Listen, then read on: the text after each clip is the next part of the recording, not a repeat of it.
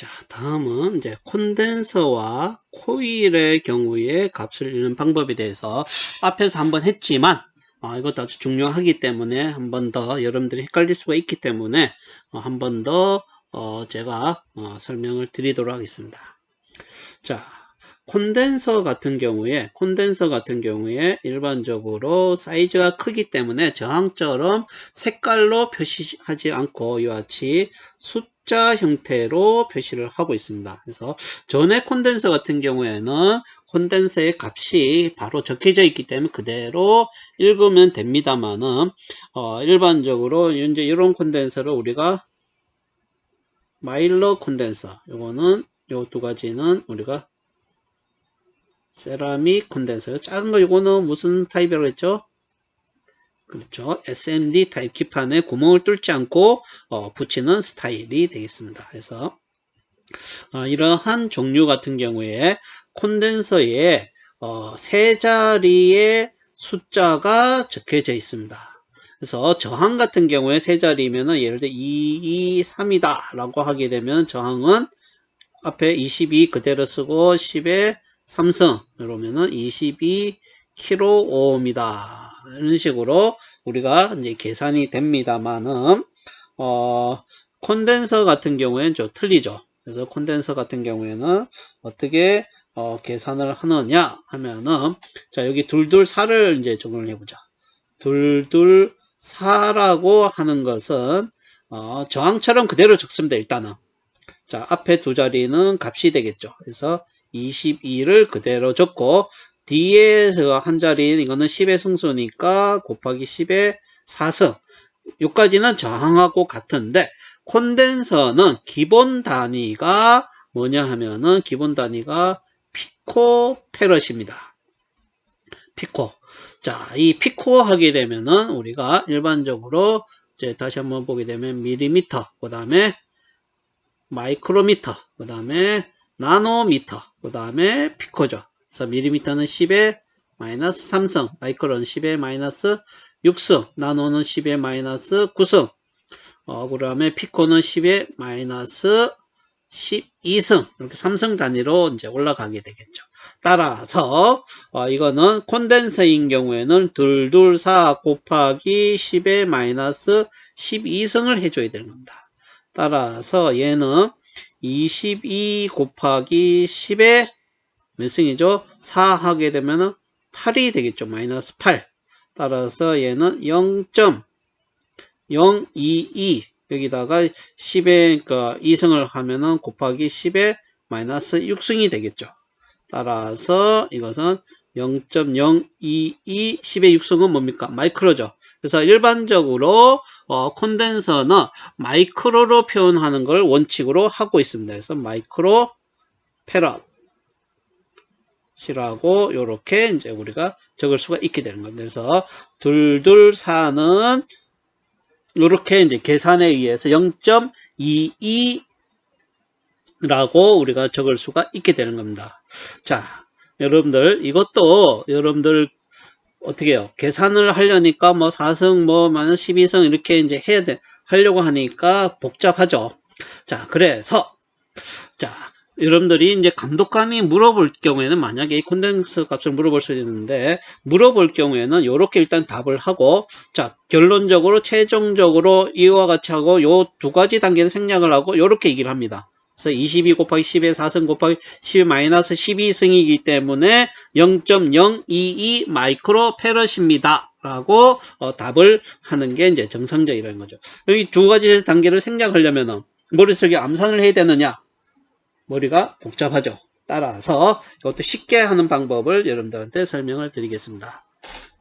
자, 먼저 여러분들 앞에 두 자리는 223이다 라고 하게 되면 앞에 두 자리는 값이고 뒤에는 승수라 그랬죠.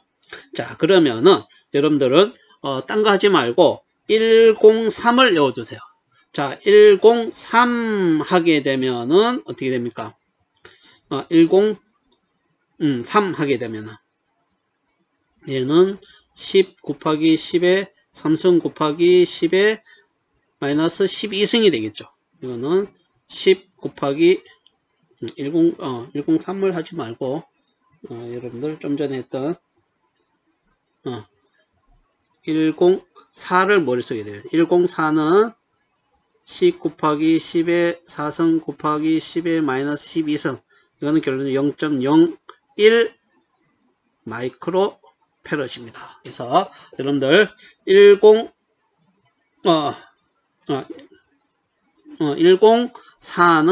0.01 마이크로 페럿이다 라고 여러분들 머릿속에 기억을 하고 있으면 됩니다. 자, 그러면은 여기서 223이 주어졌어요. 그럼 223은 어떻게 되냐? 이거는 이제 답을 22 곱하기 10에 3승 곱하기 10에 마이너스 12승이 되겠죠. 얘는 자 4보다 3은 더 작죠. 따라서 얘는 0.001 마이크로 페럿인데 여기 뭡니까? 둘둘이죠. 그러니까 이게 22가 되는 겁니다. 그래서 0.022 마이크로 페럿이 이제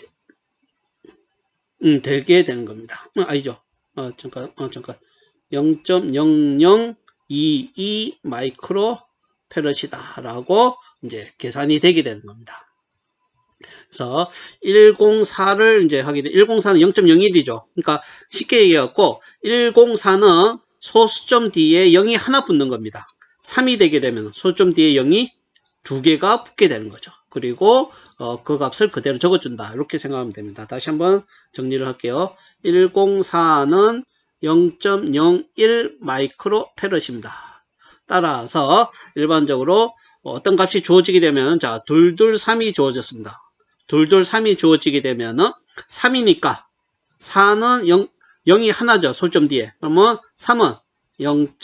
소점 뒤에 0이 두 개가 되는 겁니다. 그리고 앞에 그대로 값 22 그리고 뒤에다가는 마이크로 페럿 이런 식으로 적어주게 되면은 값이 되게 됩니다. 그래서 104는 소점 뒤에 0이 하나다 라고 이제 하면 됩니다. 그리고 저항 같은 경우에도 아까 뭐 10가지 경우밖에 없다라고 했는데 콘덴서는 더 간단합니다. 콘덴서는 앞에 오는 게 보통 요 승수 앞에 오는 게 10 그리고 22 그리고 그 다음에 33 그리고 47 이게 99.9%입니다. 이거 외의 콘덴서는 사용되지 않는다라고 보면 됩니다. 따라서 여러분들이 104는 소수점 뒤에 0이 하나다. 요것만 기억을 하시면 됩니다. 그래서 숫자가 작아지면 이 소수점을 더 많이 내고 105는요. 105는 0. 소점 뒤에 0이 4가 하나인데 5니까 없겠죠. 따라 0.1 마이크로 페럿이 이제 되게 되는 겁니다. 그래서 이러한 세라미나 마일러 같은 경우에는 0.1 마이크로 페럿 105 뒤에 5보다 큰 숫자는 거의 오지 않습니다. 대부분의 경우에 4가 많이 옵니다. 4나 3이 오는 경우가 많이 있습니다. 4나 3 외에는 거의 오지 않는다 라고 여러분들이 보시면 되겠습니다. 그리고 앞에는 10, 22, 33, 47 이런 값만 온다. 그래서 여러분들이 4 또는 3에 대해서만 기억을 하면 되겠습니다. 자, 그런데 요거 같은 경우에 18이라는 숫자가 적혀져 있죠. 자, 이와 같이 적혀져 있고 머리말에 시커먼 게 이제 붙어 색칠이 칠해져 있는데 이와 같이 되어 있으면은 요거 같은 경우에는 세 자리가 아니라 두 자리죠. 보통 이와 같이 머리에 시커먼 색깔이 칠해져 있고 두 가지 색깔로 그 숫자로 표현이 되게 되면은 얘는 18 적고 그 뒤에 바로 이와 같이 피코페럿으로 바로 읽으면 됩니다.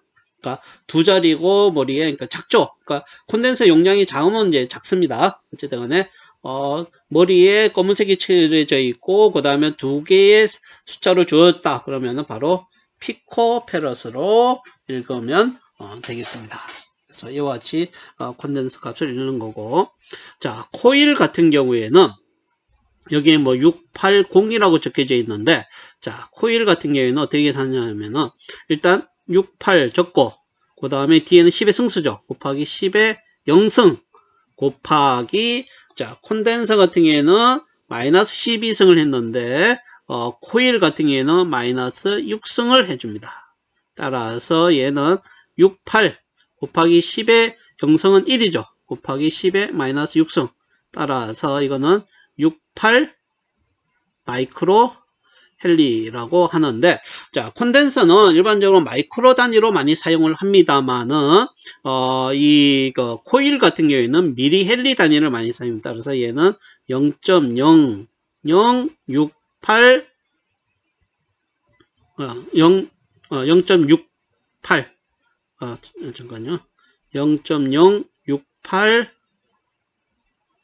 미리 헨리라고 일반적으로 표현을 합니다. 그래서 이거는 여러분들이 코일 같은 경우에는 이런 스타일로 미리 헨리로 기본적으로 표시를 하고, 콘덴서는 마이크로 페럿으로 표시를 하고, 마이크로 페럿보다 넘었을 경우에는 보통 이제 피코로 표현을 많이 합니다. 그래서 요즘은 뭐 간혹 나노로 표현을 하는 경우도 있는데, 대부분의 경우에 마이크로, 콘덴서는 마이크로 아니면은 피코페럿, 그리고 코일은 대부분의 경우에 미리 헨리 단위를 많이 사용을 한다 라는 것을 여러분들이 기억을 해 두시면 되겠습니다. 이상으로 우리가 이제 가장 많이 사용하는 부품인 저항, 그리고 콘덴서, 코일이 주어졌을 때 그것의 값을 읽는 방법에 대해서 제가 지금까지 설명을 했습니다. 그래서 이걸 잘 기억을 했다가 나중에 실습을 할 때 잘 활용을 했으면 좋겠습니다. 자, 이번에는 우리가 회로를 실험을 할 때 여러 가지 장비를 이제 사용을 하게 됩니다. 그래서 이런 장비를 사용하는 방법을 여러분들이 익혀 둘 필요가 있고, 실제 여러분들이 취업을 해서 어떤 항공기에 들어가는 회로를 어떤 검사를 한다든가 이렇게 할 때도 지금 제가 설명하고자 하는 이런 계측기, 가장 기본이 되는 계측기 4개를 화면에 이제 보여주고 있습니다. 전원 공급기, 멀티메타, 함수 발생기, 오실로스코프, 요 4가지가 아주 기본이 되는 계측기가 되겠습니다. 그래서 이 4가지 계측기는 기본적으로 어쨌든 다 사용할 수 있어야 되는 것이 되겠습니다. 그래서 요 4가지 계측기에 대해서 지금부터 설명을 하도록 하겠습니다. 그래서 실제 여러분들이 시험을 칠 때는 이 함수 발생기나 오실로스코프 같은 경우에는 그렇게 사용을 하지 않고 전원 공급기하고 멀티메타만 대부분 사용을 합니다. 하지만 여러분들이 나중에 전자와 관련된 주특기로 일을 하고자 한다 그러면은 이 함수 발생기와 오실로스코프의 사용 방법 또한 아주 중요한 것이 되겠습니다. 그래서 각각의 장비에 대해서 간단하게 설명을 드리도록 하겠습니다. 자, 먼저 이 전원 공급기라고 하는 것은 왜 필요하느냐 하면은, 우리가 회로,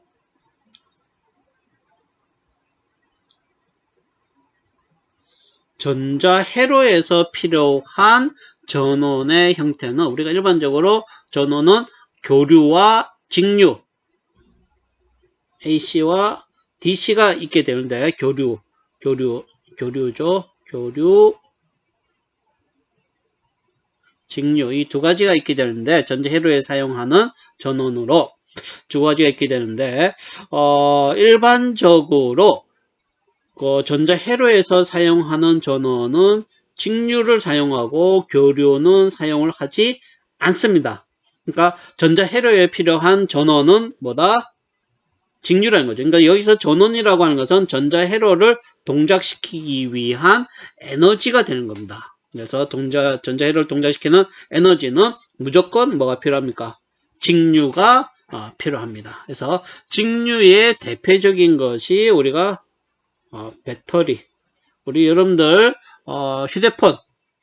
휴대폰에 보게 되면은 배터리가 장착이 되어 있죠. 또는 여러분들 외부 이제 전원팩을 사용하기도 합니다만은, 이 배터리가 바로 직류 전원이 되겠습니다. 이와 같이 모든 전자제품은 뭐 하다못해 텔레비전, 뭐 세탁기, 요즘 뭐 텔레비전, 세탁기, 냉장고에도 전자 회로가 많이 들어가 있죠. 이와 같은 어떤 전자제품에 들어가 있는 회로는 모두 직류 전원을 사용을 하도록 되어 있습니다. 자, 그런데 우리가 일반적으로 공급받는 에너지는 뭡니까? 직류가 아니라 교류를 공급을 받고 있죠. 따라서 여러분들이 어떤 회로가 주어졌을 때 이 회로를 제대로 동작하는지를 검사를 하려면 이 회로에다가 뭐를 전원을 공급을 해야 되는데 이때 필요한 전원이 직류 전원이라는 거죠. 따라서 직류 전원인데 우리가 콘센트를 공급받는 거는 교류라는 겁니다. 따라서 교류를 뭐로 직류로 바꿔야 되고 첫 번째 AC를 뭐로 DC로 바꿔야 되고 두 번째 또 문제가 하나 부딪히게 되는데 그게 뭐냐 하면은 일반적으로 교류 같은 경우에는 220V의 전압이 콘센트로부터 공급이 되고 있습니다. 교류는. 그런데 우리가 항공기에서 사용하는 전압은 보통 24V에서 28V 사이의 전압을 직류 전압을 사용을 합니다. 따라서 첫 번째는 교류를 직류로 바꾸어야 되는 것이 첫 번째 목적이고 두 번째는 이 220V라고 하는 높은 전압을 무엇으로 24V에서 28V 여러분들이 시험을 정비사나 산업기사 시험을 칠 때에는 24V의 전원을 사용을 합니다. 따라서 24V가 이제 필요로 하게 되는 거죠. 따라서 두 가지가 필요한 겁니다. 교류를 직류로 바꾸고 두 번째 220V를 24V로 낮춰주는 두 가지 기능이 이제 필요하게 되는 겁니다. 그래서 그러한 기능을 하는 것이 바로 전원 공급기입니다. 그래서 전원 공급기는 교류를 직류로 낮추고 그리고 전원을 우리가 회로에서 사용할 정도로 매우 낮추는 거죠. 뭐 예로 여러분들 갖고 있는 핸드폰 같은 경우에 전압을 얼마로 필요할까요? 그래서 핸드폰 같은 경우에 필요로 하는 전압은 3.3V가 필요로 합니다. 3.3V인데 여러분들이 가지고 있는 보조 배터리나 일반적으로 배터리 안에는 보통 3.7에서 5V 여러분들 보조 배터리는 뭐 5V에서 3.7에서 5V 사이의 전압을 공급을 합니다. 그래서 이거를 핸드폰에는 3.3V로 이제 바꿔서 사용을 하겠죠. 그래서 이와 같이 핸드폰 같은 경우 아주 낮은 전압을 사용을 합니다. 하지만 항공기에서는 24V라고 하는 어떻게 보면은 전기에서는 낮은 전압이지만은 전자에서는 높은 전압을 사용을 한다라고 보면 됩니다. 그래서 전원 공급기는 두 가지 AC를 DC로 바꾸고 그리고 높은 전압을 낮은 전압으로 바꾸는 그런 역할을 우리가 하는 것이 바로 전원 공급기가 되겠습니다. 그래서 우리가 여러분들이 회로를 실험을 하고 시험장에 가서도 반드시 필요한 게 이겁니다. 그래서 일반적으로 지금 이 그림에 보이는 것이 이제 전원 공급기 모양인데 실제 우리가 사용하는 전원 공급기 종류는 아주 다양합니다. 여러 가지로. 그래서 뒤에 가서는 우리 학교에서 사용하는 장비에 대해서 따로 설명을 하도록 하겠습니다. 자, 그 다음에 두 번째로 이제 많이 사용하는 게 바로 멀티매터입니다. 자, 이 멀티매터라고 하는 것은 멀티 하게 되면 요 뜻이 뭡니까? 여러 개 또는 다양한 라는 의미를 가지고 있고 매터라고 하는 것은 측정한다 라고 하는 겁니다. 다시 하고 멀티매터 하면은 여러 가지를 이제 측정을 하게 되는데 이와 같이 여러 가지 측정에 이제 대표적인 게 뭐냐면 멀티매터를 해서 일반적으로 우리가 측정하는 게 R 뭐죠? 저항이죠. 한글로 적을게요. 저항 그리고 전압 그리고 전류 일반적으로 멀티매터에서 측정하는 것의 한 90%는 이겁니다. 저항, 전압, 전류 이 세 가지를 기본적으로 측정을 하는 겁니다. 그러니까 여러 가지죠. 여러 가지 측정하기 때문에 우리가 멀티메타다라고 얘기를 하고, 요즘은 이런 멀티메타를 생산하는 회사에서 전자기술이 발전을 하면서 저항, 전압, 전류 이 세 가지 외에 다른 여러 가지도 측정을 하도록 이제 장비가 나오고 있습니다. 그래서 멀티메타 종류에 따라서 좀 비싼 멀티메타 같은 경우에는 이 측정하는 게 아주 다양한 10가지 정도 또 10가지 이상을 측정하는 멀티메타도 있고, 아주 이제 저가형 같은 경우에는 기본적으로 저항, 전압, 전류 요 세 가지를 측정을 하는 것도 있습니다. 그래서 이 전압과 전류는 우리가 신호의 형태는 아까 앞에서 얘기했듯이 AC와 DC가 있습니다. 따라서 AC 전압, DC 전압, AC 전류, DC 전류. 그래서 총 종류로 하게 되면 기본적으로 몇 개? 저항 하나, 전압, AC 전압, 그 다음에 DC 전압, 그리고 AC 전류, DC 전류 해서 총 5개가 이제 기본적으로 측정하는 것이 되겠습니다. 이거 외에 여러 가지 주파수를 측정한다든가 또는 콘덴서 값을 측정한다든가 또는 다이오드의 이상유물 측정 또는 트랜지스터를 측정하는 이와 같이 아주 다양한 형태의 여러 가지 값을 측정하는 게 요즘 나오고 있습니다. 그런데 이러한 측정하는 기계는 이제 그게 좀 위의 것을 우리가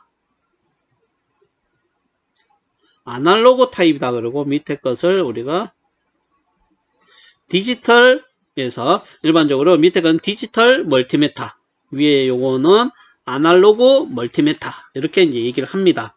그래서 아날로그라고 하는 것은 우리가 어떤 저항이든 전압이든 전류든 이런 값이 여기에 보게 되면 이런 지침 바늘인데 지침이 이렇게 이제 움직이게 되어 있습니다. 지침이 여러분 움직임으로써 지침이 가르치는 숫자 값을 읽게 되는 그런 형태로, 그래서 지침이 움직이기 때문에 이런 타입을 우리가 아날로그 타입이다라고 얘기를 하고, 그 다음에 디지털 타입은 이와 같이 어떤 값을 바로 숫자 형태로 바로 보여주는 것을 우리가 디지털 타입이다라고 얘기를 합니다. 그래서 예전에는 우리가 멀티메타 하게 되면 요 아날로그 타입을 많이 사용했는데, 요즘은 아날로그 타입은 거의 사용되지 않고 대부분의 경우에 이와 같이 디지털. 그래서 요즘 아날로그 멀티메타는 사실 구경하기도 힘듭니다. 그리고 살려고 해도 판매하는 데가 거의 없고, 디지털 같은 경우에는 수백 가지 종류의 멀티메타가 이제 판매가 되고 있습니다만은, 아날로그 멀티메타 같은 경우에는 좀 사기가 힘들다라고 할 정도로 이제 실제 보기도 힘듭니다. 그래서 여러분들이 학교에서 수업을 할 때는 대부분 디지털, 그리고 현장 가서도 모르겠어요. 좀 큰 회사 같은 경우에는 좀 역사나 이렇게 오래된 회사 같은 경우에는 아날로그 멀티메타가 회사 내에 있을 수도 있습니다. 하지만 대부분의 경우에 디지털 멀티메타를 사용을 한다라고 여러분들이 아시면 되겠습니다. 자, 그 다음에 이 함수 발생기라고 하는 거는 뭐냐면은, 우리가 어떤 회로를 실험을 할 때 이 회로가 동작을 하기 위해서는 전원이 필요하지만 또 전원과 더불어서 어떤 형태의 신호도 필요하게 되는 겁니다. 그래서 대표적인 신호가 이렇게 생긴 신호, 이것을 우리가 구형파다라고 얘기를 하고, 또는 이렇게 생긴 신호, 그래서 이거는 정연파다라고 얘기를 합니다. 그래서 이거는 사인파 형태로 생겼고, 이거는 사각파 형태로 해서 구형파, 이거는 사인이다 해서 사인을 우리가 한자어로 정현이다라고 얘기를 합니다. 그래서 이와 같이 이런 신호를 이제 회로에서 필요로 하는 경우가 있습니다. 그런 경우에 이러한 신호를 만들어서 회로에 공급해 주는 것이 바로 함수 발생기가 되겠습니다. 그래서 이 함수 발생기에 의해서 임의의 신호를 공급을 해서 회로가 정상적으로 동작하는지를 우리가 측정을 하게 되겠습니다. 자, 그 다음에 이 오실로스코프라고 하는 이제 장비가 있는데, 이 오실로스코프라는 장비는 이제 아주 실제 현장 가서 요즘은 아주 그러니까 예전에는 오실로스코프 장비가 워낙에 커가지고 항공기같이 현장에서는 잘 사용을 못하고 사무실 안에서만 사용을 했는데 요 최근에 들어서는 이 오실로스코프가 아주 가벼워지면서 현장에서도 오실로스코프를 많이 사용하고 있습니다. 그래서 이 오실로스코프라는 것은 무엇이냐 하면은 오실로스코프라는 것은 우리가 전자 회로가 어려운 이유가 뭐냐면은 전자의 모양을 우리 눈으로 확인할 수가 없다는 것이 이제 문제가 되는 겁니다. 그런데 이 오실로스코프는 그러한 전자의 신호를 그림의 형태, 요와 같이 그림의 형태로 보여주는 것이 되겠습니다. 이렇게 함으로써 어떤 회로가 어떻게 동작하는지를 우리가 정확하게 좀 더 파악을 할 수가 있게 되는 거죠. 그래서 이러한 오실로스코프는 한 예로 여러분들이 병원 같은 경우에 요즘 이제 TV 같은데 의료 그런 드라마나 영화 같은 것을 보게 되면은 심장이 뛰는 그런 모습 보여주는 게 있죠. 그게 오실로스코프하고 똑같은 장비입니다. 원리나 동작 방법은 그거는 우리 심장에 가해지는 전기 신호, 심장에 가해지는 전기 신호를 이렇게 그림 형태로 보여주는 것이고, 요거는 회로에 가해지는 전기 신호를 그림으로 보는 거죠. 그래서 좀 더 회로를 정밀하게 이상 유무를 측정하고자 할 때 일반적으로 많이 사용하는 그러한 계측기가 되겠습니다.